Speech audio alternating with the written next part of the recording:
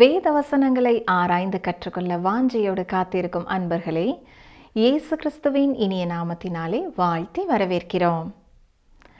நாம் கடந்த நிகழ்ச்சியிலே லேவியராகமம் 17ஆம் அதிகாரம் 6ஆம் வசனம் வரை கற்றுக்கொண்டோம். அந்த பகுதியிலே நாம் நமக்காக கிறிஸ்து பாவமானாலும் இயேசு கிறிஸ்துவிற்கும் பாவத்திற்கும் எந்த தொடர்பும் இல்லை என்றும், இயேசு கிறிஸ்துவை விசுவாசிக்கிறவர்கள் பாவத்தை பாவம் என்று எப்பொழுதும் எண்ணுகிறவர்களாக, பாவத்தால் கரைபடாதபடி தங்களை காத்து கொள்ளுகிறவர்களாக வாழ வேண்டும் என்றும் கற்றுக்கொண்டோம்.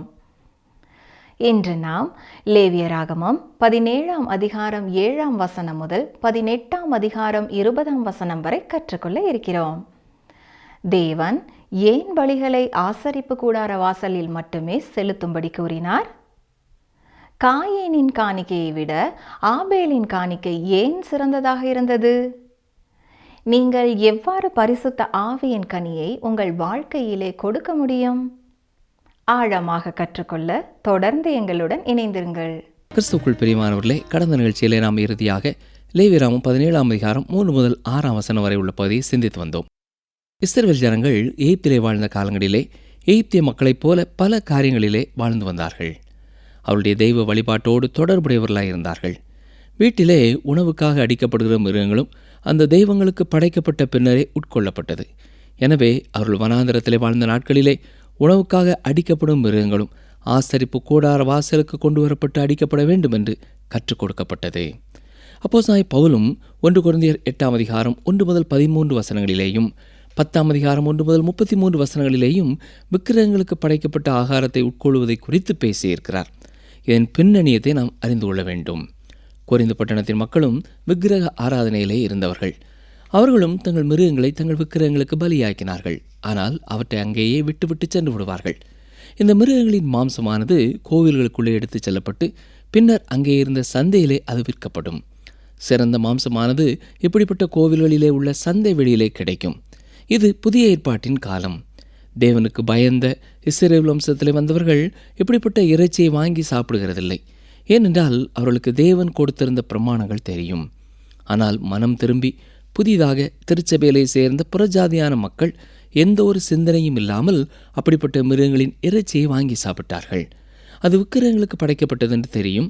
இப்பொழுது கர்த்தரை அறிந்து கொண்டபடினாலே, விக்கிரகங்களுக்கு படைக்கப்பட்டதினாலே இந்த உணவிலே எந்த மாற்றமும் ஏற்படவில்லை என்பதும் அவர்களுக்கு தெரியும். இப்படிப்பட்ட சூழ்நிலையிலே யூத கிறிஸ்தவர்கள் இந்த புறஜாதியான கிறிஸ்தவர்களோடு கூட உணவு அருந்த விரும்பவில்லை. காரணம், விக்கிரகங்களுக்கு படைக்கப்பட்ட மாம்சத்தை குறித்து அவர்களுக்குள்ளே கருத்து வேறுபாடு இருந்தது. லேவியராகம புத்தகத்திலே இப்பொழுது நாம் கற்றுக்கொண்டிருக்கிற இந்த பகுதி தான் கொரிந்து சபைக்கு அப்போஸ்தலனாகிய பவுல் எழுதும் பொழுது எழுதிய சத்தியங்களுக்கு பின்னணியம். நாம் கவனிக்க வேண்டிய ஆர்வம் தரக்கூடிய ஒரு வேத பகுதி என்னவென்றால், எருசலேமிலே திருச்சபை தலைவர்களின் கூட்டத்திலே யாக்கோபு இதை குறித்து பேசியிருக்கிறார். கவனியுங்கள், அப்போஸ்தலர் 15, 19, 20ஆம் வசனங்கள். ஆதலால் புறஜாதிகளில் தேவனிடத்தில் திரும்புகிறவர்களை கலங்க பண்ணலாகாதென்றும், விக்கிரகங்களுக்கு படைத்த அசுசியானவைகளுக்கும் வேசித்தனத்திற்கும் நெருக்குண்டு செத்ததிற்கும் இரத்தத்திற்கும் விலகி இருக்கும்படி அவர்களுக்கு நாம் எழுத வேண்டும் என்றும் நான் தீர்மானிக்கிறேன். இங்கே யூதரல்லாத மற்ற இனத்தைச் சேர்ந்தவர்களும் விசுவாசிகளாய் வந்த பொழுது தேவன் அவர்களுக்கு வாழ்க்கை பரிசுத்தமானது என்பதை கற்றுக் கொடுக்கிறார். அருமையானவர்களே, இன்றைக்கும் பல சமுதாயங்களிலே உணவுக்காக மிருகங்கள் அடிக்கப்படுவதும் தெய்வ வழிபாடோடு தொடர்புடையதாயிருக்கிறது. உண்மையை சொல்ல வேண்டுமென்றால், இஸ்ரவேல் ஜனங்கள் வனாந்தரத்தில் இருந்த நாட்களிலே அவர்களுக்கு கிடைத்த மாம்ச உணவு குறைவுதான். எண்ணாகமம் 11ஆம் அதிகாரம் 4ஆம் வசனத்தை பார்த்தால், பின்பு அவர்களுக்குள் இருந்த பல ஜாதியான அந்நிய ஜனங்கள் மிகுந்த இச்சை உள்ளவர்களானார்கள். இஸ்ரவேல் புத்திரரும் திரும்ப அழுது நமக்கு இறைச்சியை புசிக்க கொடுப்பவர் யார் என்று புலம்புகிறதை பார்க்கிறோம். இன்றைக்கும் கிழக்கத்திய நாடுகளிலே மாம்ச உணவானது குறைவாக காணப்படுகிறது. சிலர் தங்கள் வாழ்நாள் முழுவதுமே காய்கறி உணவையே சாப்பிடுகிறார்கள். சரி, உணவுக்கான சுத்தமான மிருகத்தையும் ஆசரிப்பு கூடார வாசலிலேயே அடிக்கப்பட வேண்டும். அங்கேயே இரத்தம் ஊற்றப்பட வேண்டும். இரத்தமும் கொழுப்பும் அங்கேயே தகனிக்கப்பட வேண்டும். இந்த பலியானது சமாதான பலி என்று அழைக்கப்படுகிறது. மீதமான மாம்சம் மிருகத்தின் சொந்தக்காரருக்கு கொடுக்கப்படுகிறது. அதையே அவன் தனது குடும்பத்திற்கான உணவாய் சமைக்க வேண்டும். லேவியராகமம் 17ஆம் அதிகாரம் 7ஆம் வசனத்திலே பேய்கள் என்ற ஒரு வார்த்தையை குறித்து பார்க்கிறோம். இதை குறித்து ஏற்கனவே நாம் சிந்தித்தோம். இந்த வார்த்தையானது 2 நாளாகமம் 11ஆம் அதிகாரம் 15ஆம் வசனத்திலேயும் பயன்படுத்தப்பட்டிருக்கிறது. அவன் மேடைகளுக்கென்றும் பேய்களுக்கென்றும் தான் உண்டாக்கின கன்றுக்குட்டிகளுக்கென்றும் ஆசாரியர்களை ஏற்படுத்தினான். ஆம், இவ்வாறாகத்தான் நேபாத்தின் குமாரனாகிய யெரொபெயாம் இஸ்ரவேல் ஜனங்களை பாவம் செய்ய பண்ணினான். இது இயற்கை வழிபாட்டை குறிக்கிறது. கிரேக்க தெய்வமாகிய பேன் என்ற தெய்வத்தை குறிக்கிறது. ஆனால் கர்த்தர் தனது ஜனங்களிடத்திலே சொல்கிறார், அதை நீங்கள் செய்ய வேண்டாம். ஆசரிப்பு கூடார வாசலுக்கு அந்த மிருகத்தை கொண்டு வாருங்கள். இந்த காரணத்தினாலே தான் 4ஆம் வசனத்திலே நாம் பார்க்கிறது போல ஒரு கடுமையான தண்டனை சொல்லப்படுகிறது. ஆனால் இஸ்ரவேல் ஜனங்கள் பாலஸ்தீன தேசத்திற்குள்ளே நுழைந்த பொழுது சில பிரமாணங்கள் மாற்றி அமைக்கப்பட வேண்டியதாக இருந்தது. ஆனால் அடிப்படை சத்தியமானது நித்தியமாக ஒன்றே ஒன்றுதான். அருமையானவர்களே, இன்றைக்கும் இந்த காரியத்தை நாம் கவனிக்க வேண்டியது மிக மிக முக்கியம். முழுமையான ஒழுக்கக்கேடுக்கு நேராகவும் விக்கிரக வணக்கத்திற்கும் திரும்புவதற்கான ஆபத்திலே அவர்கள் வாழ்ந்து வந்தார்கள். இன்றைக்கும் இப்படிப்பட்ட சூழ்நிலையிலே இயற்கை வழிபாட்டிற்கு நேராய் அநேகர் செல்கிறார்கள். பிரியமானவர்களே, அன்று தேவன் தன்னுடைய ஜனங்களை விக்கிரக வணக்கத்திலிருந்தும் பாலுறவு பாவங்களிலிருந்தும் விடுவித்து காத்துக்கொள்ள விரும்பியது போலவே இன்றைக்கும் நம்மை குறித்து விரும்புகிறார். லேவியராமம் 17ஆம் அதிகாரம் 8, 9 வசனங்களை பார்த்தால், அவர்கள் தங்கள் சொந்த உணவுக்காக இருந்தாலும் சரி, பலிக்காக இருந்தாலும் சரி, எதற்காக அவர்கள் அதை செலுத்துகிறார்கள் என்பதை குறித்து தெளிவாக அவர்கள் அறிந்திருக்க வேண்டும். பலிக்காக ஒரு மிருகத்தை கொடுத்துவிட்டு அதை அவர்கள் வீட்டிற்கு எடுத்து செல்லக்கூடாது. இந்த 2 வசனங்களிலேயும் தகன பலிக்காக ஒரு மிருகத்தை கொண்டு வரும்பொழுது செய்யப்பட வேண்டிய காரியங்களை குறித்து சொல்லப்பட்டிருக்கிறது. தகன பலிக்கான பிரமாணம் எதுவோ அதையே அவர்கள் நிறைவேற்ற வேண்டும். அவர்கள் பலி செலுத்துவதற்கு ஒரே ஒரு இடம்தான் உண்டு. இங்கேதான் அந்த பலியை செலுத்த வேண்டும் என்று திரும்ப திரும்ப அவர்களுக்கு சொல்வதற்கு காரணம், அவர்கள் மீண்டுமாக விக்கிரக வணக்கத்திற்குள்ளே சென்றுவிடக்கூடாது என்பதற்காகத்தான். இஸ்ரவேல் தேசத்திலே வாழும்படியாய் வந்த அந்நியர்களுக்கும் இந்த பிரமாணம் பொருத்தமானதே. இந்த அந்நிய ஜாதியானவர்கள் இஸ்ரவேல் ஜனங்களுக்குள்ளே இருக்கும் பொழுது அவர்களால் மற்ற இஸ்ரவேலர் பாதிக்கப்படக்கூடிய ஆபத்திலே தான் இருந்தார்கள். இன்றைக்கும் நமக்கு சொல்லப்படுவது என்ன? 1 கொரிந்தியர் 10ஆம் அதிகாரம் 14ஆம் வசனம், ஆகையால் எனக்கு பிரியமானவர்களே, விக்கிரக ஆராதனைக்கு விலகி ஓடுங்கள். 2 கொரிந்தியர் 6ஆம் அதிகாரம் 14 முதல் 17ஆம் வசனம் வரை கவனிக்க வேண்டும். அந்நிய நுகத்திலே அவிசுவாசிகளுடன் பிணைக்கப்படாதிருப்பீர்களாக. நீதிக்கும் அநீதிக்கும் சம்பந்தமேது? ஒளிக்கும் இருளுக்கும் ஐக்கியமேது? கிறிஸ்துவுக்கும் பேலியாளுக்கும் இசைவேது? அவிசுவாசியுடனே விசுவாசிக்கு பங்கேது? தேவனுடைய ஆலயத்துக்கும் விக்கிரகங்களுக்கும் சம்பந்தமேது? நான் அவர்களுக்குள்ளே வாசம் பண்ணி அவர்களுக்குள்ளே உலாவி அவர்கள் தேவனாயிருப்பேன், அவர்கள் என் ஜனங்களாயிருப்பார்கள் என்று தேவன் சொன்னபடி நீங்கள் ஜீவனுள்ள தேவனுடைய ஆலயமாயிருக்கிறீர்களே. ஆனபடியால் நீங்கள் அவர்கள் நடுவிலிருந்து புறப்பட்டு பிரிந்து போய் அசுத்தமானதை தொடாதிருங்கள் என்று கர்த்தர் சொல்லுகிறார். அருமையானவர்களே, இந்த வசனங்கள் இன்றைக்கும் நமக்கு கற்றுக் கொடுப்பது என்ன? அவிசுவாசிகளோடு சமய தொடர்பான காரியங்களிலேயும், அரசியல் காரியங்களிலேயும், திருமண காரியங்களிலேயும், வியாபாரங்களிலேயும், பொதுவான வாழ்க்கையிலேயும் இணைக்கப்பட்டுவிடக்கூடிய ஆபத்து இருக்கிறது. இதை குறித்ததான எச்சரிப்பை தான் கர்த்தருடைய வார்த்தையிலே அவர் கொடுத்திருக்கிறார். லேவியராமம் 17ஆம் அதிகாரம் 10, 11 வசனங்களை பார்த்தால், லேவியராம புத்தகத்தின் கருத்து வசனமே இந்த 11ஆம் வசனம் என்பதை நாம் புரிந்து கொள்ள முடியும். மாம்சத்தின் உயிர் இரத்தத்தில் இருக்கிறது. இதே சத்தியம் 14ஆம் வசனத்திலேயும் மீண்டுமாக சொல்லப்படுகிறது. இதுதான் எல்லா பலிகளுக்கும் அடிப்படை. 12ஆம் வசனம் முதல் 14ஆம் வசனம் வரை நாம் கவனித்தால், யோவான் 6ஆம் அதிகாரம் 54 முதல் 56ஆம் வசனம் வரை உள்ள பகுதி நமக்கு நினைப்பூட்டப்படுகிறது. என் மாம்சத்தை புசித்து என் இரத்தத்தை பானம் பண்ணுகிறவனுக்கு நித்திய ஜீவன் உண்டு, நான் அவனை கடைசி நாளில் எழுப்புவேன். என் மாம்சம் மெய்யான போஜனமாயிருக்கிறது, என் இரத்தம் மெய்யான பானமாயிருக்கிறது. என் மாம்சத்தை புசித்து என் இரத்தத்தை பானம் பண்ணுகிறவன் என்னிலே நிலைத்திருக்கிறான், நானும் அவனிலே நிலைத்திருக்கிறேன். மாம்சத்தின் உயிர் இரத்தத்தில் இருப்பதனாலே நாம் அவர் சிந்திய இரத்தத்தை விசுவாசத்தினாலே நம்முடைய பாவத்திற்காக ஏற்றுக்கொள்ள வேண்டும். இவ்வாறு நாம் செய்யும் பொழுது நாம் ஜீவனை பெற்றுக்கொள்கிறோம். இயேசு கிறிஸ்து தனது இரத்தத்தை சிந்தி தனது ஜீவனை கொடுத்தார். பிரியமானவர்களே, இது நித்தியமான ஒரு மிகப்பெரிய சத்தியம். காயீனின் காணிக்கையை விட ஆபேலின் காணிக்கை சிறந்தது என்பதை இது விவரிக்கிறது. ஆத்மாவிற்காக இரத்தமே பாவ நிவர்த்தி செய்கிறது. இயேசு கிறிஸ்துவின் இரத்தம் மட்டுமே பாவத்தை பரிபூர்ணமாய் கழுவ முடியும். இரத்தத்தை குறித்து வேறு எந்த எதிர்மறையான காரியமும் அல்ல. நம்முடைய பாவமே தேவனுக்கு விரோதமான எதிர்மறையான காரியமாயிருக்கிறது. பிரியமானவர்களே, நம்முடைய வாழ்க்கையிலே பாவத்தினாலே ஆண்டவரை நாம் துக்கப்படுத்தி கொண்டே இருக்கிறோமா, அல்லது அவர் சுட்டி காட்டிய பாவங்களை விட்டுவிட்டு அவரை பின் செல்கிறோமா என்பதை சற்றே எண்ணி பார்க்க வேண்டும். இப்பொழுது லேவியராமம் 18ஆம் அதிகாரத்திற்குள்ளே பிரவேசிக்கிறோம். 17ஆம் அதிகாரத்தின் இறுதி வரை தீட்டு நீக்கப்படுதல், சுத்தமாகுதல் தொடர்பான பிரமாணங்களை பார்த்தோம். 18, 19, 20ஆம் அதிகாரங்களிலே 10 கற்பனைகளை வாழ்க்கையின் சூழ்நிலைகளிலே எப்படி செயல்படுத்த வேண்டும் என்பதை குறித்த விவரங்கள் கொடுக்கப்படுகிறது. தன்னுடைய ஜனங்களின் ஒழுக்க நெறி எப்படிப்பட்டதாக இருக்க வேண்டும் என்பதை குறித்து பச்சையாக, வெளிப்படையாக, தீர்க்கமாக அவர் பேசுகிறார். 18ஆம் அதிகாரம் முதல் 5 வசனங்களிலே ஒரு முகவுரையைப் போலவும் 20ஆம் அதிகாரத்தின் இறுதியிலே ஒரு முடிவுரையையும் காணலாம். இந்த வாக்கியங்களே ஏன் தேவன் தனது ஜனங்களுக்கு இந்த காரியங்களை கொடுத்தார் என்பதற்கான காரணத்தை சொல்கிறதா இருக்கிறது. இன்றைக்கு நீங்களும் நானும் வாழ்ந்து கொண்டிருக்கிற காலத்திலே ஒழுக்க நெறியானது மிகவும் கேடுகட்ட ஒரு நிலைமையிலே இருக்கிறது. எது சரி எது தவறு என்பதை குறித்த கேள்விக்குறிகள் இருக்கிறது. யார் சட்டங்களை உருவாக்குவது என்பதை குறித்து கேள்விக்குறி இருக்கிறது. நான் சொன்ன முடிவுரையும் முகவுரையும் 2 விதமான விளக்கங்களை கொடுக்கிறது.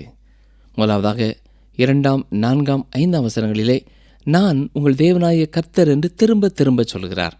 அதாவது தேவனே இந்த சட்டங்களை உருவாக்குகிறார். 10 கற்பனைகளை முறிப்பது என்பது தவறு, ஏனென்றால் அது தவறு என்று தேவனே சொல்லியிருக்கிறார். இரண்டாவதாக முடிவுரையிலே 2வது காரணத்தை பார்க்கிறோம். கவனிங்கள், லேவியராமம் 20:26, கர்த்தராகிய நான் பரிசுத்தராய் இருக்கிறபடியினாலே நீங்களும் எனக்கேற்ற பரிசுத்தவான்களாய் இருப்பீர்களாக. நீங்கள் என்னுடையவர்களாய் இருக்கும்படிக்கு உங்களை மற்ற ஜனங்களை விட்டு பிரித்தெடுத்தேன். தன்னுடைய ஜனங்கள் பரிசுத்தவான்களாய் இருக்க வேண்டும் என்று தேவன் கட்டளை கொடுக்கிறார். வாழ்க்கையின் எல்லா சூழ்நிலைகளிலும் பரிசுத்தமே தேவன் எதிர்பார்ப்பது. இந்த 3 அதிகாரங்களும் குறிப்பாக 7வது கற்பனையை அடிப்படையாக கொண்டதாய் இருக்கிறது. விபச்சாரம் செய்யாதிருப்பாயாக என்றால் என்ன என்பதை விவரிக்கிறது. அதாவது பாலுறவு தொடர்பான பாவங்கள் இவைகள். சமுதாயங்கள் சீரழிந்து போவதற்கும் அரசுகள் கவிழ்ந்து போவதற்கும் இப்படிப்பட்ட பாவங்களே காரணமாயிருக்கிறது. லேவியராமம் 18ஆம் அதிகாரம் முதல் 5 வசனங்களை பார்க்கும் பொழுது, அவர்கள் எகிப்து தேசத்தாருடைய செய்கைகளின்படி செய்யாமல், அவர் அழைத்து செல்லப் போகிற கானான் தேசத்தாருடைய செய்கையின்படியும் செய்யாமல், தன்னுடைய நியாயங்களின்படி செய்து அவருடைய கட்டளைகளை கைக்கொண்டு நடக்க வேண்டும் என்று கர்த்தர் சொல்லுகிறார். இஸ்ரவேல் ஜனங்கள் இப்பொழுதுதான் எகிப்திலிருந்து வெளியே வந்திருக்கிறார்கள். செய்யக்கூடாது என்று கட்டளையிட்டிருக்கிற இந்த எல்லா காரியங்களையும் அங்கே அவர்கள் செய்து கொண்டிருந்தார்கள். இங்கே சொல்லப்பட்டிருக்கிற அருவருப்பான காரியங்கள் எகிப்தியர்களுடைய வாழ்க்கை முறைமையாய் இருந்திருக்கிறது. இப்பொழுது அப்படிப்பட்ட ஒரு சூழலிலிருந்து தேவன் தன்னுடைய ஜனங்களை பிரித்தெடுக்க வேண்டியவராயிருக்கிறார். கானான் தேசம் பாலும் தேனும் ஓடுகிற தேசம். ஆனால் கானான் தேசத்திலே அவை மட்டுமல்ல, அங்கே கானானியர்களும் இருக்கிறார்கள். அவர்களும் முறைகேடான வாழ்க்கை வாழ்ந்து கொண்டிருந்தவர்கள். இஸ்ரவேல் ஜனங்கள் இப்பொழுது ஆழ்கடலுக்கும் பிசாசிற்கும் இடையிலே அகப்பட்டு கொண்டார்கள் என்பதை கவனிக்கிறார். எகிப்தியர்கள் அவர்களுக்கு பின்னாலே இருக்கிறார்கள், கானானியர்கள் அவர்களுக்கு முன்னாலே இருக்கிறார்கள். 2 கூட்ட மக்களுமே முறைகேடான வாழ்க்கை வாழுகிறவர்கள். இன்றைக்கு பாலுறவு தொடர்பான புரட்சி உண்டாயிருக்கிறது என்று சொல்கிறார்கள். அப்படிப்பட்டவர்கள் லேவியராமம் 18ஆம் அதிகாரத்தை வாசித்திருக்கிறார்களா என்று தெரியவில்லை. அருமையான சகோதரனை சகோதரியே, பாலுறவு தொடர்பான பாவங்களிலே எந்த புதிய ஒரு புரட்சியும் ஏற்படவில்லை. எகிப்திலேயும் கானானிலேயும் அந்நாட்களிலேயே இருந்த அதே பழங்கால ஒழுக்கக்கேடே இன்றைக்கும் இருக்கிறது. இங்கே கர்த்தர் என்ன சொல்கிறார்? நான் உங்கள் தேவனாகிய கர்த்தர் என்று கூறுகிறார். அப்படி என்றால் கட்டளைகளை உருவாக்குவது யார்? தேவனே கட்டளைகளை உருவாக்குகிறார். ஒருவேளை சிலர் அதையெல்லாம் பின்பற்ற எனக்கு விருப்பமில்லை என்று சொல்லலாம். அருமையானவர்களே, அது உங்களை பொறுத்தது. என்றாலும் தேவனே இன்றைக்கும் கட்டளைகளை உருவாக்குகிறார். 10 கற்பனைகளை மீறுவது பாவம், ஏனென்றால் அது பாவம் என்று தேவனே சொல்லியிருக்கிறார். கர்த்தருடைய பிள்ளைகளுக்கு இது போதுமான பதிலாய் இருக்கிறது. கடவுளை அறியாதவர்களுக்கு இந்த பதில் போதுமானதாய் இருக்கிறது. ஏனென்றால் அவர்கள் எனக்கு நானே கட்டளைகளை விதித்துக் கொள்வேன் என்று சொல்லுவார்கள். ஏனென்றால் அவர்களுடைய தெய்வம் அவர்களே. நீங்களே ஒரு முழு அண்ட சராசரத்தையும் படைக்கக்கூடும் என்றால், எல்லா கோள்களையும் சூரியனையும் சந்திரனையும் நட்சத்திரங்களையும் படைக்கக்கூடும் என்றால், நீங்களே உங்களுக்கான 10 கற்பனைகளை உருவாக்கி கொள்ளலாம். ஆனால் தேவன் உண்டு பண்ணின இந்த உலகத்திலே நீங்கள் வாழ்ந்து கொண்டு, அவருடைய காற்றை சுவாசித்து கொண்டு, அவருடைய சூரியனின் வெளிச்சத்தை பயன்படுத்தி கொண்டு, அவர் கொடுக்கும் தண்ணீரை குடித்து கொண்டு, அவருடைய பூமியிலே நடந்து கொண்டு, அதற்கான எந்த வாடகையையும் கொடுக்காமல் இருக்கும் பொழுது அவருடைய கற்பனைகளுக்கு கீழ்ப்படிவதே சிறந்தது. அவர் என்ன சொல்கிறார்? அவருடைய கற்பனைகளை மீறும் பொழுது அதற்காக நீங்கள் செலுத்த வேண்டிய விலைக்கரையத்தை செலுத்தி ஆக வேண்டும். ஒருவேளை உள்ளூர் காவல் அதிகாரிகள் உங்களை கைது செய்வதில்லை. ஆனால் என்னையும் உங்களையும் படைத்த அவர் முன்னால் ஒரு நாள் நீங்கள் குற்றவாளியாக நிற்க வேண்டியது இருக்கும். அந்நாளிலே தேவன் எதையெல்லாம் பாவம் ஒழுக்கக்கேடு என்று சொன்னாரோ அது இன்றும் அப்படியே இருக்கிறது. புதிய ஏற்பாட்டிலிருந்து ஒரு வேத பகுதியை வாசிக்கிறேன், கவனியுங்கள்.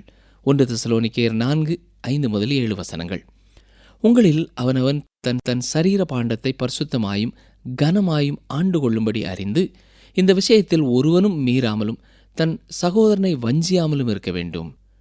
முன்னமே நாங்கள் உங்களுக்கு சொல்லி சாட்சியாக எச்சரித்தபடியே இப்படிப்பட்ட விஷயங்கள் எல்லாவற்றையும் குறித்து கர்த்தர் நீதியை சரிக்கட்டுகிறவராயிருக்கிறார். தேவன் நம்மை அசுத்தத்திற்கல்ல பரிசுத்தத்திற்கே அழைத்திருக்கிறார். எபேசியர் 4:17-19 நாம் கவனிக்க வேண்டும். ஆதலால் கர்த்தருக்குள் நான் உங்களுக்கு சாட்சியாக சொல்லி எச்சரிக்கிறது என்னவெனில், மற்ற புறஜாதிகள் தங்கள் வீணான சிந்தையிலே நடக்கிறது போல நீங்கள் இனி நடவாமல் இருங்கள். அவர்கள் புத்தியில் அந்தகாரப்பட்டு தங்கள் இருதய கடினத்தினால் தங்களில் இருக்கும் அறியாமையினாலே தேவனுடைய ஜீவனுக்கு அந்நியராயிருந்து உணர்வில்லாதவர்களாய் சகலவித அசுத்தங்களையும் ஆவலோடு நடப்பிக்கும்படி தங்களை காம விகாரத்திற்கு ஒப்பு கொடுத்திருக்கிறார்கள். மட்டுமல்ல, 1 கொரிந்தியர் 5:11 பவுல் என்ன சொல்கிறார்? நான் உங்களுக்கு எழுதினது என்னவென்றால், சகோதரன் எனப்பட்ட ஒருவன் விபச்சாரக்காரனாயாவது, பொருளாசைக்காரனாயாவது, விக்கிரக ஆராதனைக்காரனாயாவது, உதாசீனனாயாவது, வெறியனாயாவது, கொள்ளைக்காரனாயாவது இருந்தால் அவனோடே கலந்திருக்கக்கூடாது. அப்படிப்பட்டவனோடே கூட புசிக்கவும் கூடாது. மேலும் ஒரு வசனத்தை வாசிக்கிறேன். 2 பேதுரு 1:4 இச்சையினால் உலகத்தில் உண்டான கேட்டுக்கு தப்பி திவ்ய சுபாவத்துக்கு பங்குள்ளவர்களாகும் பொருட்டு மகா மேன்மையும் அருமையுமான வாக்குத்தத்தங்களும் அவைகளினாலே நமக்கு அளிக்கப்பட்டிருக்கிறது. புதிய ஏற்பாட்டிலே நாம் வாசித்த இந்த எல்லா வசனங்களுமே என்னோடும் உங்களோடும் பேசுகிறதா இருக்கிறது. எந்த காலகட்டத்தில் வாழுகிற கர்த்தருடைய பிள்ளைகளும் பரிசுத்தமாக வாழவே அழைக்கப்பட்டிருக்கிறார்கள். ஞாபகம் இருக்கிறதா? 1 கொரிந்தியர் 3:16-17 நீங்கள் தேவனுடைய ஆலயமாய் இருக்கிறீர்கள் என்றும் தேவனுடைய ஆவி உங்களில் வாசமாய் இருக்கிறார் என்றும் அறியாதிருக்கிறீர்களா? ஒருவன் தேவனுடைய ஆலயத்தை கெடுத்தால் அவனை தேவன் கெடுப்பார். தேவனுடைய ஆலயம் பரிசுத்தமாய் இருக்கிறது, நீங்களே அந்த ஆலயம் என்று பவுல் எழுதியிருக்கிறார். மட்டுமல்ல, எபேசியர் 1:4 தமக்கு முன்பாக நாம் அன்பில் பரிசுத்தமுள்ளவர்களும் குற்றமில்லாதவர்களுமாயிருப்பதற்கு அவர் உலக தோற்றத்திற்கு முன்னே கிறிஸ்துவுக்குள் நம்மை தெரிந்து கொண்டபடியே என்று எழுதியிருக்கிறார். 1 பேதுரு 1:16 நான் பரிசுத்தர் ஆகையால் நீங்களும் பரிசுத்தராயிருங்கள் என்று எழுதியிருக்கிறதே என்று பேதுரு ஞாபகப்படுத்துகிறார். அருமையானவர்களே, தேவன் பரிசுத்தத்திற்கு நம்மை அழைத்திருக்கிறார். பரிசுத்தத்தை நாம் முக்கியப்படுத்துகிறவர்களாய் வாழ வேண்டும். ஏனென்றால் தேவனே நாம் பரிசுத்தமுள்ளவர்களாய் வாழ வேண்டும் என்று எதிர்பார்க்கிறார். அதற்கு அவர் அழைப்பு கொடுக்கிறார். நம்முடைய வாழ்க்கை பரிசுத்தமுள்ளதாக இருக்கிறதா? அல்லது நம்முடைய வாழ்க்கையிலே ஏதாவது ஒரு பகுதியிலே நாம் பரிசுத்தம் இல்லாமல் உலகத்தோடு ஒத்து ஓடிக்கொண்டு இருக்கிறோமா?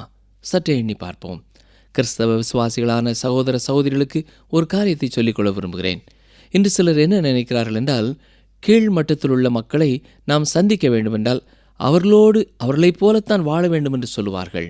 இது தனி மனிதர்களாக இருந்தாலும் குழுவினராக இருந்தாலும் முயற்சிக்கப்பட்ட ஒன்று. ஆனால் நடந்தது என்ன தெரியுமா? அவர்கள் அந்த கூட்ட மக்களை ஆதாயப்படுத்தவில்லை. ஏனென்றால் அவர்களே அந்த கூட்டத்தின் ஒரு பகுதியாகிவிட்டார்கள். நான் மீண்டும் சொல்ல விரும்புகிறேன், கர்த்தர் உங்களை பரிசுத்தத்திற்கு அழைத்திருக்கிறார். கிறிஸ்துவுக்காக ஆத்துமாக்களை ஆதாயப்படுத்துவது யார் தெரியுமா? தாங்கள் பிரசங்கிக்கும் வார்த்தையின்படி வாழ்ந்து காட்டுகிறவர்கள்தான். 18வது நூற்றாண்டிலே இங்கிலாந்து தேசம் கேடடைந்த ஒரு நிலைமையிலே இருந்தது. அந்நாட்களிலே ஜான் வெஸ்லியை பின்பற்றி வந்தவர்களை பார்த்து பரிசுத்த ஜனக்கூட்டம் என்று மக்கள் அழைத்தார்கள். மட்டுமல்ல, அவர்களுக்குத்தான் மெத்தடிஸ்ட் என்ற பெயரையும் கொடுத்தார்கள். ஏனென்றால் உலகத்தின் வழிமுறைகளை பார்க்கிலும் அவர்களுடைய வழிமுறைகள் மெத்தட்ஸ் வித்தியாசமானதாய் இருந்தது. இங்கே கர்த்தர் சொல்கிறார், நான் ஏகோவா. ஒருவேளை சிலர் சொல்லலாம், நாங்களெல்லாம் கிறிஸ்தவர்கள் இல்லை, இதை குறித்து எங்களுக்கு நாட்டமில்லை என்று சொல்லலாம். அருமையானவர்களே, கர்த்தர் நான் ஏகோவா என்று சொல்லும் பொழுது அவரே இந்த உலகத்தை உருவாக்கியவர், உங்களையும் படைத்தவர் அவரே. அவரே இந்த உலகத்தை இன்றைக்கும் நடத்தி கொண்டிருக்கிறவர். நானே உன்னுடைய தெய்வம் என்று சொல்லுகிறார். நம்முடைய ஆண்டவர் உறவுகளை சரி செய்கிற ஆண்டவர். நாம் எவ்வளவு குறை உள்ளவர்கள் என்பதை அவர் அறிந்திருந்தும் நம்மை நேசிக்கிறவராயிருக்கிறார். அருமையானவர்களே, நீங்கள் தேவனோடு ஒப்புரவாவீர்கள் என்று சொன்னால் அவருக்கு பிரியமாக நீங்கள் வாழ விரும்புவீர்கள். கர்த்தருடைய பிள்ளைகள் அவருடைய பரிசுத்த ஆவினாலே நிரப்பப்பட முடியும். அப்பொழுதுதான் இப்படிப்பட்ட பாவங்களை செய்யாமல் அவன் இந்த உலகத்திலே வாழ முடியும். பரிசுத்த ஆவியானவரின் நிறைவை பெற்றவன் தான் பரிசுத்த ஆவியின் கனியை தன்னுடைய வாழ்க்கையிலே கொடுக்க முடியும். லேவியராகமம் 18ஆம் அதிகாரம் 6ஆம் வசனத்தை வாசிக்கும் பொழுது, எந்த ஒரு மனிதனும் நெருக்கமான உறவினரோடு கூட உறவு கொள்ளக்கூடாது என்பது சொல்லப்படுகிறது. ஏற்கனவே நான் சொன்னது போல இந்த முழு பகுதியுமே 7வது கற்பனையை விவரித்து சொல்கிறது. இரத்தம் தொடர்பான உறவு உள்ளவர்களோடு உறவு கொள்வது பாவம் என்று சொல்லப்படுகிறது. 7ஆம் 8ஆம் வசனங்களிலே இதை குறித்து இன்னமும் தெளிவாக அவர் சொல்லியிருக்கிறார். இதற்கு காரணம் நானே கர்த்தர் என்றும் கூறுகிறார். உன் தகப்பனையாவது உன் தாயையாவது நிர்வாணமாக்கலாகாது என்று கூறுகிறார். இதுதான் அன்று கொரிந்து திருச்சபையிலே இருந்த பாவமாயிருக்கிறது. மிக உணர்வோடு கூட அப்போஸ்தலனாகிய பவுல் இதை குறித்து கண்டிக்கிறார். 1 கொரிந்தியர் 5:1 சொல்லும் பொழுது, உங்களுக்குள்ளே விபச்சாரம் உண்டென்று பிரசித்தமாய் சொல்லப்படுகிறதே. ஒருவன் தன் தகப்பனுடைய மனைவியை வைத்துக் கொண்டிருக்கிறானே, அது அஞ்ஞானிகளுக்குள்ளும் சொல்லப்படாத விபச்சாரமாய் இருக்கிறதே என்று வேதனைப்படுகிறார். ஆனால் எனக்கு பிரியமான சகோதரனே, சகோதரியே, இன்று இப்படிப்பட்ட காரியங்களை குறித்து வெளியரங்கமாகவே பேசப்படுகிறது. தேவனும் இதை குறித்து வெளிப்படையாகவே பேசுகிறார். எனவே இந்த காலம் வித்தியாசமானது என்று சொல்ல தேவையில்லை. பாவம் என்றால் என்ன என்பதை மிக தெளிவாக அவர் கூறிவிடுகிறார். இது தொடர்பாக யாருமே இது தவறு என்று எனக்கு தெரியாது என்று சொல்லவே முடியாது. வசனங்கள் 9 முதல் 13 வரை பார்ப்பீர்கள் என்றால், இரத்த சம்பந்தமான உறவுகளை குறித்தும் மற்ற முறைகேடுகளை குறித்தும் அப்படிப்பட்டவர்களோடு தவறான தொடர்பு கொள்ளக்கூடாது என்பதை குறித்தும் இந்த பகுதி சொல்கிறது. குடும்ப சூழலிலேயும் எப்படி விபச்சாரங்கள் நடைபெற வாய்ப்பு இருக்கிறது என்பதை குறித்து இந்த பகுதி எச்சரிக்கிறது. அப்படிப்பட்ட உறவுகள் பாவம் என்பதை கர்த்தர் தெளிவாய் சொல்லுகிறார். எகிப்திலே எப்படிப்பட்ட பழக்கங்கள் இருந்தன. குறிப்பாக 9ஆம் வசனத்திலே சொல்லப்பட்டிருக்கிற காரியம், பார்வோனுடைய குடும்பத்திலே ஒன்றுவிட்ட சகோதரரும் சகோதரியும் திருமணம் செய்து கொண்டார்கள். அருமையானவர்களே, ஆரம்ப நாட்களிலே இது தொடர்பான கட்டளை கிடையாது. காயீனும் சேத்தும் அவருடைய சொந்த சகோதரிகளையே திருமணம் செய்திருக்க வேண்டும். ஆபிரகாமும் தனது சகோதரியான சாராளைத்தான் திருமணம் செய்திருந்தார். ஆனால் இப்பொழுது தேவன் இந்த பழக்கத்தை நிறுத்த வேண்டும் என்று கட்டளை கொடுக்கிறார். லேவியராகமம் 18ஆம் அதிகாரம் 16ஆம் வசனத்திலே சொல்லப்பட்டிருக்கிற காரியம் ஒரு குறிப்பிட்ட சூழ்நிலையிலே விதிவிலக்காயிருக்கிறது. இதை குறித்து உபாகமம் 25ஆம் அதிகாரம் 5 முதல் 10 வசனங்களிலே நாம் பார்க்கலாம். லேவியராகமம் 18ஆம் அதிகாரம் 17, 18ஆம் வசனங்களை பார்ப்பீர்கள் என்றால், திருமணத்தினாலே உண்டான உறவின் அடிப்படையிலே உறவினர்களானவர்களையும் திருமணம் செய்யக்கூடாது என்பது சொல்லப்படுகிறது. ஒரே நேரத்திலே 2 மனைவிகளை கொண்டவர்களாய் இருக்கக்கூடாது என்பதற்கான அடிப்படையும் இங்கே நாம் பார்க்கலாம்.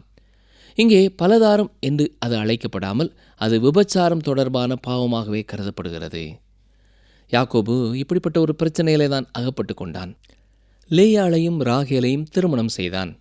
அந்த குடும்பத்தின் சரித்திரம் ஒரு சந்தோஷமான சரித்திரம் அல்ல. என்றாலும் நாம் மனதிலே கொள்ள வேண்டியது, 10 கற்பனைகள் கொடுக்கும் முன்பதாக யாக்கோபு வாழ்ந்தார். 19ஆம் 20ஆம் வசனங்களை நாம் பார்க்கும் பொழுது, கர்த்தருடைய ஜனங்கள் சுற்றி இருந்தவர்களை விட வித்தியாசமானவர்களாக பிரித்தெடுக்கப்பட்டவர்களாக வாழ வேண்டும் என்று விரும்பினபடியினாலே அவ்வாறு பேசுகிறார். இந்த பூமியிலே வாழுகிற அவருடைய குடும்பம் பரலோக குடும்பத்தை பிரதிபலிக்கிறதா இருக்க வேண்டும். எபேசியர் 3:14 வாசித்து பாருங்கள். பரிசுத்தமான வாழ்க்கை என்பதே தேவனுடைய குடும்பத்தின் அடையாள சின்னமாயிருக்கிறது. ஆசரிப்பு கூடாரத்திலே தேவனை தொழுது கொள்வதற்கு பரிசுத்த ஸ்தலம் என்ற ஒரு பகுதி இருக்கிறது. அதே போலத்தான் குடும்பம் என்பது தேசத்திலே பரிசுத்தமாய் வாழ்வதற்கான ஒரு இடம். இதை குறித்து புதிய ஏற்பாட்டும் அநேக சத்தியங்களை சொல்கிறது. இன்றைக்கு நிகழ்ச்சி நிறைவடைந்த பின் 1 கொரிந்தியர் 7ஆம் அதிகாரத்தை எடுத்து நீங்கள் வாசித்து பாருங்கள். நிகழ்ச்சியை கேட்ட அருமையான சகோதரனை, சகோதரியே, 10 கற்பனைகளிலே விபச்சாரம் செய்யாதிருப்பாயாக என்ற ஒரே வாக்கியத்திலே கர்த்தர் சொல்லியிருந்தாலும் அது தொடர்பான பல வகையான பாவங்களை இன்றைக்கும் உலகத்திலே நாம் பார்க்கிறோம். அப்படிப்பட்ட எந்த பாவத்திற்கும் நம்மை அர்ப்பணியாமல் நம்முடைய கர்த்தர் பரிசுத்தராக இருக்கிறபடினாலே நாமும் பரிசுத்தராக பிரித்தெடுக்கப்பட்டவர்களாக வாழ அவர் நம்மை அழைத்திருக்கிறார். இப்படிப்பட்ட காரியங்களிலே பரிசுத்தமாய் வாழ உங்களுக்கு வாஞ்சை இருக்கும் என்றால், இயேசு கிறிஸ்துவை உங்கள் உள்ளத்திலே இரட்சகராக ஏற்றுக்கொண்ட ஒரு சகோதரனாக சகோதரியாக இருப்பீர்கள் என்றால், கர்த்தர் உங்களுக்கு உதவி செய்ய வல்லமை உள்ளவராயிருக்கிறார். இப்படிப்பட்ட சூழ்நிலையிலே நீங்கள் விழுந்து போனீர்கள் என்பதை குறித்து ஆண்டவருடைய பாதத்திலே சிந்தனை செய்து பாருங்கள். நீங்கள் பார்த்த ஒரு காரியமோ, நீங்கள் கேட்ட ஒரு காரியமோ ஆரம்பத்திலே உங்கள் வாழ்க்கையை இப்படிப்பட்ட பாவங்களுக்கு நேராய் வழி நடத்தி இருக்கலாம். குமாரன் விடுதலையாக்கினால் நீங்களும் மெய்யாகவே விடுதலையாவீர்கள். ஆவிக்குரிய வாழ்க்கையிலே உங்களுக்கு ஆலோசனை தேவை என்றால் எங்களோடு தொடர்பு கொள்ளுங்கள்.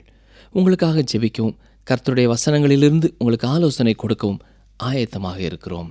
அன்பானவர்களே, இந்த நாளிலும் நாம் கற்றுக்கொண்ட ஆவிக்குரிய சத்தியங்கள் என்ன? அன்று தேவன் தம்முடைய ஜனங்களை விக்கிரக வணக்கத்தினின்றும் பாலுறவு பாவத்தினின்றும் விடுவித்து காத்து கொள்ள விரும்பியது போலவே இன்றும் நாமும் அப்படி இருக்க விரும்புகிறார். அவிசுவாசிகளுடன் இன்றும் சமுதாயத்திலே இணைக்கப்பட்டுவிட வாய்ப்பு இருக்கிறது. எனவே இதை குறித்து நாம் எச்சரிக்கையாக இருக்க வேண்டும். இயேசு கிறிஸ்துவின் இரத்தம் மட்டுமே பாவத்தை பரிபூரணமாக கழுவ முடியும். தேவனுடைய கற்பனைகளை நாம் மீறும்போது அதற்கான விலை கிரயத்தை நாம் செலுத்தியே ஆக வேண்டும். மீண்டும் அடுத்த நிகழ்ச்சியிலே சந்திப்போம். கர்த்தர் உங்களோடு இருப்பாராக.